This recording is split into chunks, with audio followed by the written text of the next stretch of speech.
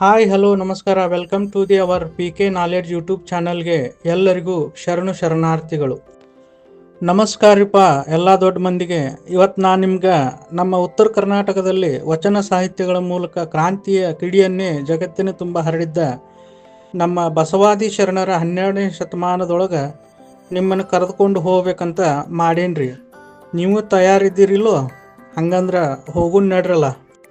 ವೀಕ್ಷಕ ಮಹಾಪ್ರಭುಗಳೇ, ಮಾಚಯ್ಯ ಮಾಚಿದೇವ ಮಾಚಿ ತಂದೆ ಎಂದು ರೂಢಿಯೊಳಗೆ ಎಲ್ಲರ ಬಾಯಾಗಿ ಇನ್ನೂ ಮಠ ಹೆಸರು ಮಾಡಿದವ್ರು ಯಾರು ಇದ್ರೆ ಅವರೇ ನಮ್ಮ ಮಡಿವಾಳ ಮಾಚಿದೇವರು. ಇವರು ಹುಟ್ಟಿದ್ದು ನಮ್ಮ ಈ ಬಿಜಾಪುರ ಜಿಲ್ಲೆ, ಈಗ ಇದಕ್ಕೆ ವಿಜಯಪುರ ಅಂತ ಕರೀತಾರೆ. ಇದೇ ಜಿಲ್ಲೆಯೊಳಗೆ ಸಿಂದಗಿ ರೋಡಿಗೆ ಹೋಗುವಾಗ ದೇವರ ಹಿಪ್ಪರಿಗೆ ಅಂತ ಒಂದು ಸಣ್ಣ ಹಳ್ಳ್ಯಾಗ ಪರ್ವತಯ್ಯ ಮತ್ತು ಸುಜ್ಞಾನವ್ವ ಇವರಿಬ್ಬರ ಹೊಟ್ಯಾಗ ಕ್ರಿಸ್ತಶಕ 1120 ಅಥವಾ 1130 ನಡಬರ್ಕ ಹುಟ್ಟ್ಯಾನ ಅಂತ ಹೇಳ್ತಾರೆ ನೋಡ್ರಿಪ್ಪ. ಇವರ ಮನಿ ದೇವರು ಕಲಿದೇವರು. ಇದೇ ಹೆಸರನ್ನು ತನ್ನ ವಚನಗಳಿಗೆ ಅಂಕಿತನಾಮ ಇಟ್ಟುಕೊಂಡು ಕಲಿದೇವರನ್ನು ಇಡೀ ದೇಶಕ್ಕನ ಪರಿಚಯ ಮಾಡ್ಯಾನ ನೋಡ್ರಿ ನಮ್ಮ ಮಾಚಿದೇವ. ಅದ ದೇವರ ಹಿಪ್ಪರಿಗೆ ಊರೊಳಗಿದ್ದ ಮಲ್ಲಿಕಾರ್ಜುನ ಸ್ವಾಮಿಗಳನ್ನು ಗುರುವಾಗಿ ಸ್ವೀಕರಿಸಿ ಇವರ ಮಾರ್ಗದರ್ಶನದೊಳಗೆ ಮಡಿವಾಳ ಮಾಚಯ್ಯನವರು ಎಲ್ಲ ಪ್ರಕಾರದ ಶಾಸ್ತ್ರಗಳನ್ನು ಓದಿ ಸಕಲ ಶಾಸ್ತ್ರ ಪಾರಂಗತರಾಗ್ತಾರೆ.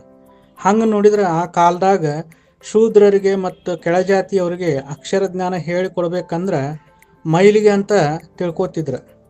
ಅಂಥದ್ರಾಗ ನಮ್ಮ ಮಲ್ಲಿಕಾರ್ಜುನ ಗುರುಗಳು ಅದನ್ನೆಲ್ಲ ಬದಿಗೊತ್ತಿ ಮಾಚಯ್ಯನವರಿಗೆ ಅಕ್ಷರ ಜ್ಞಾನ ಅಷ್ಟ ಅಲ್ದನ ವೇದ ಪುರಾಣಗಳನ್ನು ಸಹಿತ ಹೇಳಿಕೊಟ್ಟಾರ. ಅಂದ್ರೆ ಅವರನ್ನು ಕ್ರಾಂತಿ ಪುರುಷ ಅಂತಿರೋ ಏನಂತಿರೋ ನೀವೇ ಯೋಚನೆ ಮಾಡಿರಿ. ಮಡಿವಾಳ ಮಾಚಿದೇವ ಅಧ್ಯಯನ ಮಾಡ್ಕೊಂತನ ತನ್ನ ವೃತ್ತಿ ಧರ್ಮದ ಕಾಯಕದಲ್ಲೂ ತೊಡಗಿಸಿಕೊಂಡಿರ್ತಾನೆ.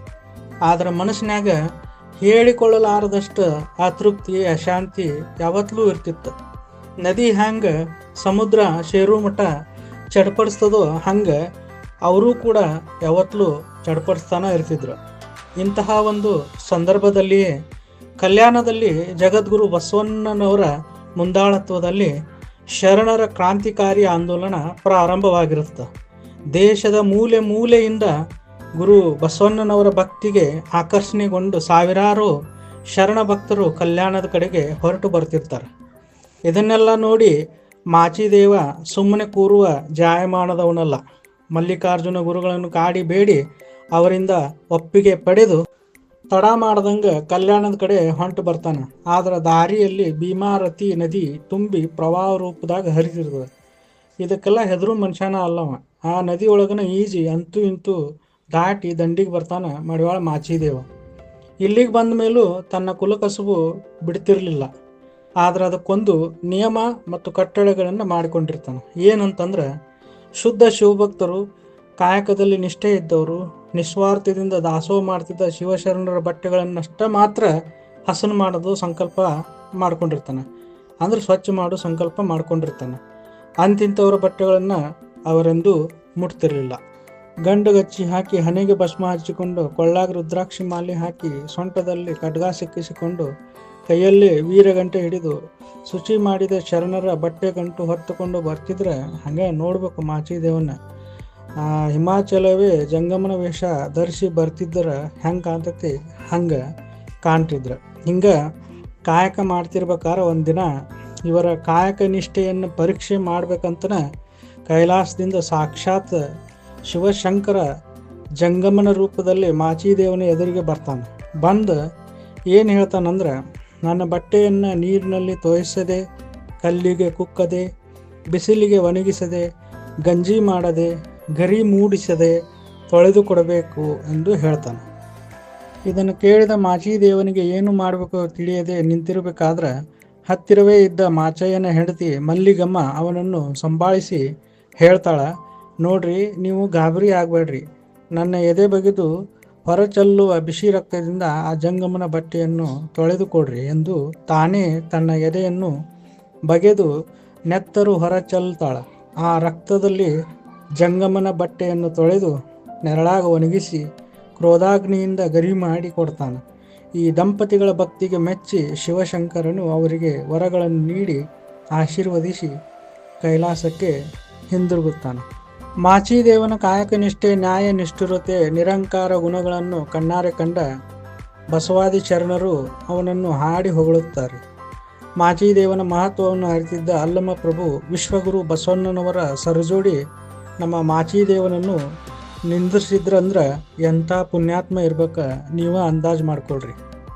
ಇನ್ನು ಕೆಲವು ಉಲ್ಲೇಖಗಳ ಪ್ರಕಾರ ಮಾಚಯ್ಯನನ್ನು ಅವತಾರಗಳಲ್ಲಿ ಉಗ್ರ ಎಂದು ಕರೆಯಲ್ಪಡುವ ಶ್ರೀ ವೀರಭದ್ರನ ಅಂಶಾವತಾರವೆಂದು ಹೇಳ್ತಾರೆ.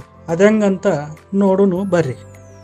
ಒಂದು ದಿನ ಕೈಲಾಸಪತಿಯಾದ ಶಂಕರನ ಹೆಂಡತಿ ಸತಿ ದ್ರಾಕ್ಷಾಯಿಣಿಯು ದಕ್ಷಬ್ರಹ್ಮನ ಯಜ್ಞಕುಂಡದಲ್ಲಿ ತನ್ನ ಪ್ರಾಣವನ್ನು ಅರ್ಪಣೆ ಮಾಡಿದಾಗ ಕೋಪಗೊಂಡ ಶಂಕರನು ತಾಂಡವ ನೃತ್ಯವನ್ನು ಮಾಡಿ ತನ್ನ ತಲೆಗೂದಲಿನಿಂದ ವೀರಭದ್ರನನ್ನು ಸೃಷ್ಟಿ ಮಾಡಿದ.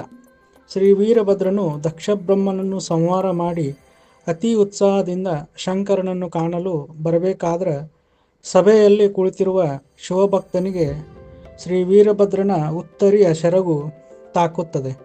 ಇದರಿಂದ ಕೋಪಗೊಂಡ ಶಿವ ಶ್ರೀ ವೀರಭದ್ರನಿಗೆ ಶಾಪ ಕೊಡ್ತಾ ಭೂಲೋಕದಲ್ಲಿ ಮಡಿವಾಳನಾಗಿ ಜನಿಸಿ ಶರಣರ ವಸ್ತ್ರಗಳನ್ನು ಮಡಿ ಮಾಡುವ ಕಾಯಕ ಪೂರ್ಣಗೊಳಿಸಿ ದೋಷ ಮುಕ್ತನಾಗಿ ಬರುವಂತೆ ಹೇಳಿದ್ದರಿಂದ ಶ್ರೀ ವೀರಭದ್ರ ಈ ಭೂಮಿ ಮ್ಯಾಗ ಬಂದು ಮಡಿವಾಳ ಮಾಚಿದೇವ ಆಗಿ ಜನ್ಮ ತಳಿತಾನ ನೋಡ್ರಿಪ್ಪ. ಹಿಂಗ ಕಲ್ಯಾಣದ ಕ್ರಾಂತಿಯಲ್ಲಿ ತಮ್ಮ ಕರ್ತವ್ಯ ಮುಗಿಸಿ ಸಿಂದಗಿ ತಾಲೂಕಿನ್ಯಾಗ ಕಲಿಪುರ, ಅದಕ್ಕೀಗ ಕಲಿಕೇರಿ ಅಂತ ಕರೀತಾರ, ಅಲ್ಲಿ ತಮ್ಮ ಗುರುವಾದ ವೀರ ಗಂಟೇಶ್ವರ ಇವರ ಜೊತೆ ಸೇರಿಕೊಂಡು ಇಬ್ಬರು ಜೀವಂತ ಸಮಾಧಿಯಾಗಿ ಗುರು ಶಿಷ್ಯರಿಬ್ಬರು ಆ ಶೂನ್ಯದಲ್ಲಿ ಐಕ್ಯರಾದರು.